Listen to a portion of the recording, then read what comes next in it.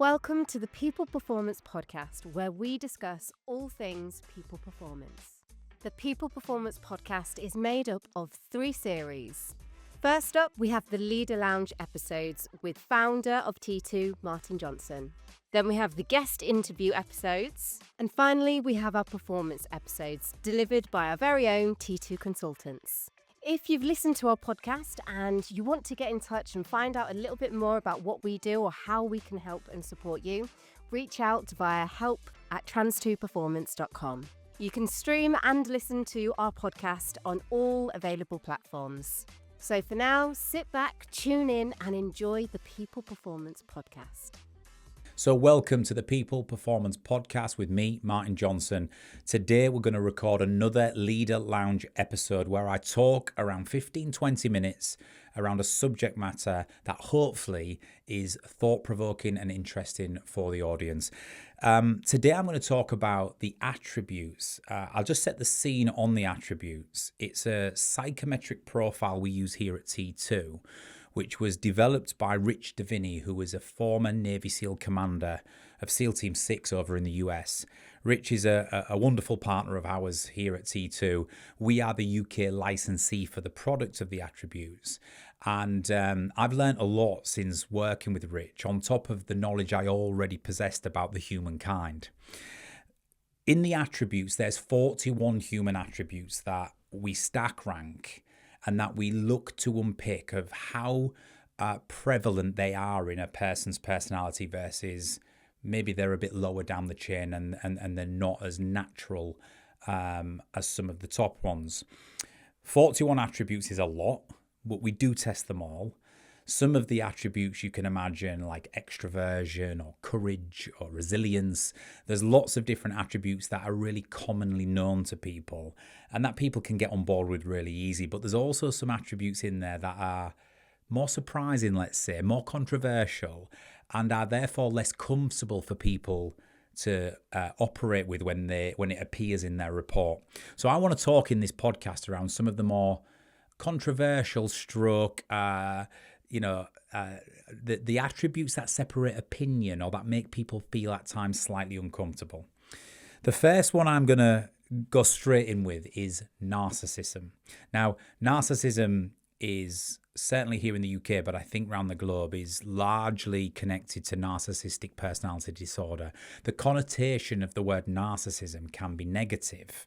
I was talking to Amy off camera and I said, I think you've got narcissism in you just like I have in me. And she was absolutely shocked. But when we unpicked it, actually it makes more sense. So let me read the definition of narcissism according to the official attributes definition. It is the desire to stand out, be noticed, recognized, or adored. So when you think about that, narcissism is in us all.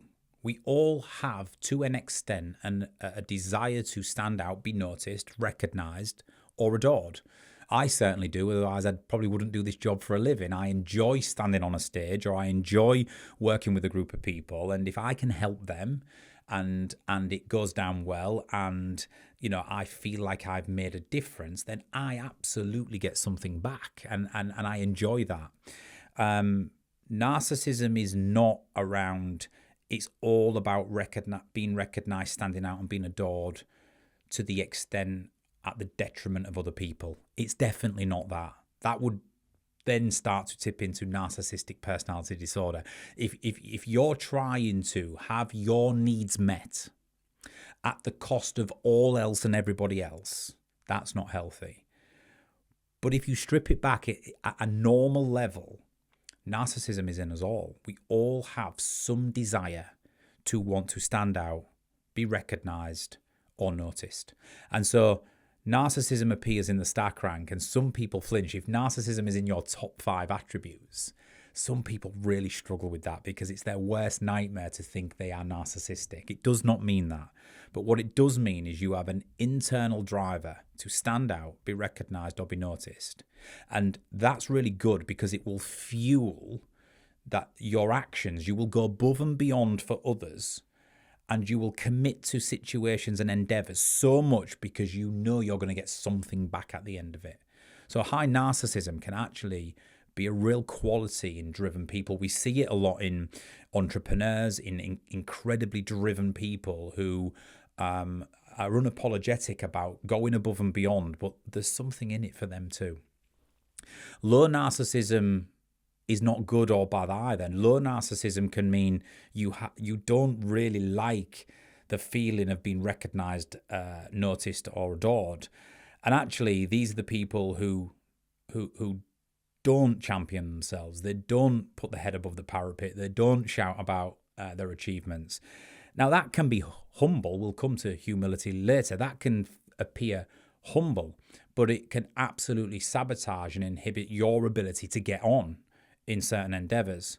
So high or low narcissism is not good or bad. It's just what it is. And I think I have moderately high narcissism. It's upper medium in my category, because I absolutely have a desire to stand out, be noticed, or be admired. But what that does for me is it makes me incredibly driven to go above and beyond for others.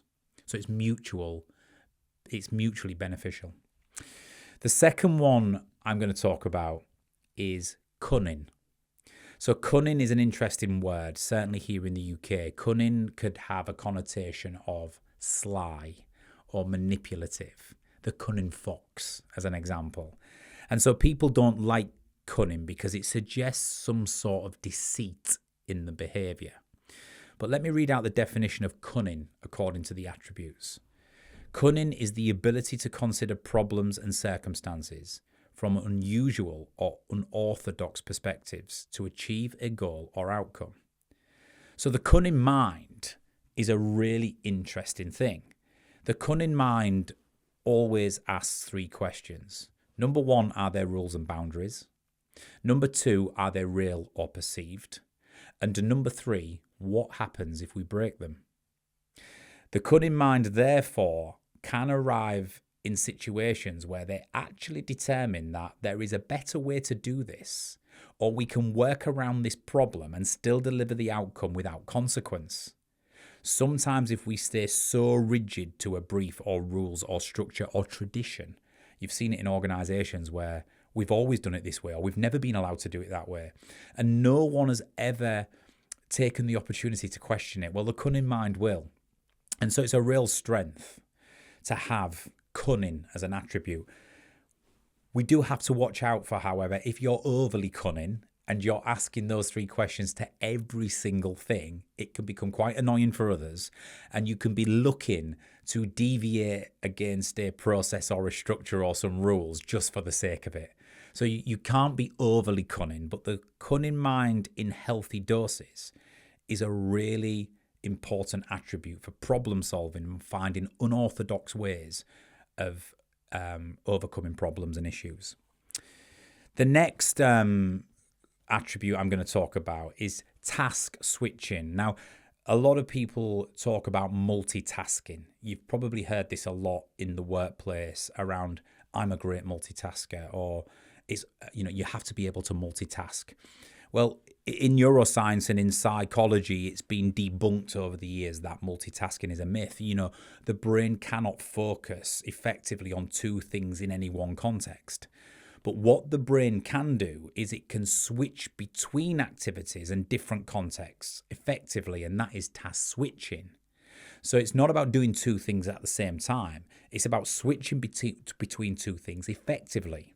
So, for example, a great task switcher might be somebody who is typing that email or focusing on that spreadsheet and they're in the zone, and then somebody walks in the office for a conversation. They can effectively leave what they are doing, put their head up, have the conversation, and then without delay, they can effectively switch back into the detail that they were previously working in, and they are not deterred by it. They have task switched effectively. Some people would struggle with that if they are in maximum conversation, and Amy won't mind me saying, because she's behind the camera and she gets a mention all the time, she's not great at task switching. If she's immersed in something, a video production or some editing or something like that, and there is noise coming in from the outside or constant disruptions, it really affects the workflow, because the whole process of laser focus, hyper focus is interrupted. So task switching is the ability to shift among tasks and context effectively without delay or trouble. Now, high task switchers are obviously really, really effective in the workplace at dealing with lots of things and spinning lots of plates. They're also really good in quite chaotic, loud environments. If people are lower down in their attribute stack rank on this particular attribute of task switching, we suggest that they're going to thrive better in solace. Like, if they can hide away in a room for an hour and just focus on what they need to do, or work from home for the morning so they don't have any distractions, sometimes that serves them better. Okay, let's move it along. So the next attribute I'm going to put in the mix, which it divides opinion and it creates really interesting debate in the rooms that we work in, is empathy. Now, I'm going to put two in the mix here, empathy and compassion, because quite often we get these mixed up. There is a difference between empathy and compassion. It's subtle, but it's huge in the context of how we apply them. Empathy is the ability, whether deliberate or not, to join another person's emotional state, to feel what someone else feels. I think empathy is less deliberate than it is deliberate. I think it's in you. If you've got high empathy, you have a tendency to naturally feel another person's stress or distress, or you are able to feel and join in their triumph and elation. You naturally feel what other people feel. That's empathy. And I think a lot of that has to be quite innate and quite natural and, down to your biochemistry and the way you are wired. So empathy for me, for example, is really low. It's probably my third lowest attribute of the 41. I don't feel what other people feel easily. I obviously can spot somebody, for example, who is upset or in distress, and I don't instantly absorb that feeling myself. So I wouldn't instantly start feeling emotional or wanting to cry because my empathy is low. But what I do have in abundance is compassion. Compassion is the ability to show sympathy and concern for others. So compassion says, I don't feel what you feel, but I can appreciate how it's making you feel. And therefore, I can offer my service. I can listen. I can offer some counsel and guidance on the situation. So empathy and compassion are different. Empathy is I feel what you feel. Compassion is I don't feel what you feel, but I can appreciate how it's making you feel. For those of you out there, if you've got low empathy, don't think like I did originally that you are a bad human being, right? Don't feel like it's a weakness, because low empathy for me as a leader, for example, comes to the fore when I need to separate emotion from a situation and make a difficult decision that's going to be for the greater good or advance the business forwards. If you've got high empathy, you will struggle to do that because you just can't get past the humanistic element or the consequence of what this may mean. So low empathy can be a strength when you have to make difficult decisions in life, or when you have to look at the greater good and the bigger picture. Low empathy, however, can be a hindrance if you are not picking up on subtle cues of how people are feeling in the moment, which is affecting them. So there's no good or bad a game with this. You've got to just understand and make friends with where your attribute sits and how it serves you well versus how it may not serve you well in other cases. Compassion, however, for those of you who maybe are lower on empathy, you can always dial it up with some compassion, which says, I don't feel how you feel, but I absolutely need to appreciate how it's making you feel, and therefore I will offer my service to support. So it's a really interesting one, and quite often in our sessions, people with low empathy cringe, and because they think like high narcissism makes them a bad human being, people think low empathy makes them a bad human being. There is no good or bad with the attributes. Low attributes serve as well sometimes, and they don't serve as well others. The same with higher scoring attributes. The next one I'm going to talk about is humility. Humility is the ability to be self-aware and transparent about your own strengths and weaknesses.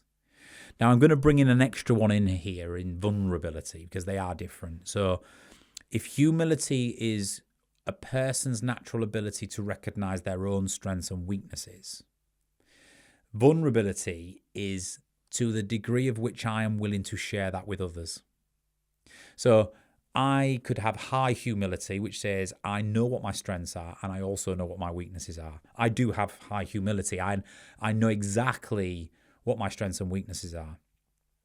But in me, I'm also quite vulnerable. I will be absolutely okay with sharing with people what those strengths and weaknesses are. I've got no problem admitting when I get it wrong. I've got no problem admitting when I'm not that good at something and maybe somebody else should take this on.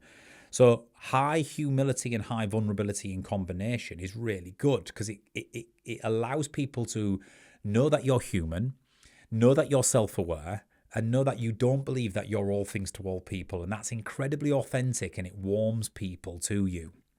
What happens when you get high humility with low vulnerability, though, i.e., I'm aware of my strengths and weaknesses, but I am not going to show them in public?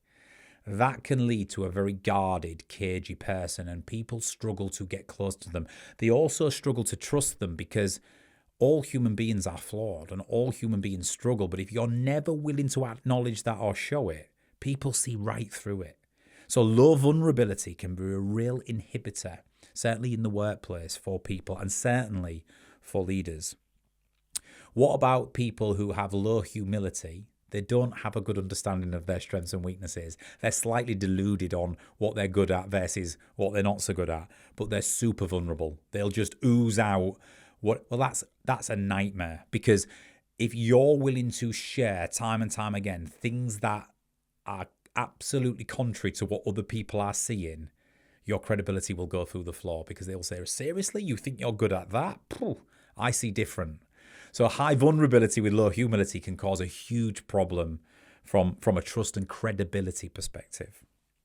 The final one I'm going to come to is selflessness versus generosity.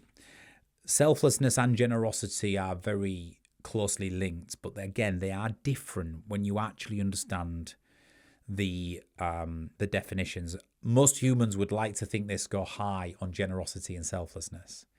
It's not always the case. Let me describe the two.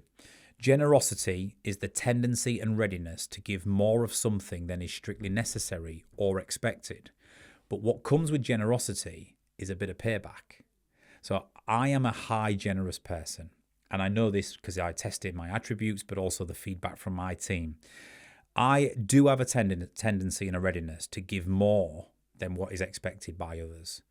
I love giving to people. I love keeping people progressing and making sure that people feel like I am giving, whether it's acts of kindness, whether it's favors, whether it's time, whatever it might be. However, I don't mind admitting that there's always something behind that, isn't there? Because if I am generous and I give, then my team will work exceptionally hard for me and my cause. I get something back. Not that it's premeditated, but it's absolutely linked, and I would never apologize for it. I believe the world works on reciprocation. You do something for me, I do something for you. That's the way humans have collaborated for hundreds of thousands of years. So generosity is I will give more than is expected and necessary, but I get something back in return. Selflessness, however, is placing the needs and well-being of others above one's own, despite a real or perceived risk to doing so. So selflessness comes in the act of, even if this is going to harm me or put me out, or I'm going to get nothing in return, I know you need something, so I'm going to do it for you, even if it's to my own detriment. And selflessness, therefore, is the ultimate selfless act, right? There is no real kickback. There's quite often a trade-off for you, but you're more than willing to do it. And so selflessness, you might go, of the two, is the most wonderfully humane attribute, right? Well, let me tell you this. Generosity works because it's mutual benefit. Selflessness only works in short bursts, because if you are the selfless person who continues to do that time and time again, and there is no kickback for you, in fact, there is only real or perceived risk for you in doing so, you will quickly grow tired of it. It won't be reciprocation, and therefore what can start off as a well-meant endeavor can turn into feeling taken advantage of. it can turn into resentment, and then something is going to break further down the line. So there's no good or bad to these, but the subtle difference between generosity and selflessness is really important to understand. In my stack rank, selflessness is down the bottom, generosity is near the top. So I know I'm a person who will give and give and give more than that is expected, but there has to be something in it for me too. It has to feel mutual reciprocation. I guess there's moments that I will commit to a selfless act, but I guess they would be in incredibly specific moments with certain people who I have a particular relationship with.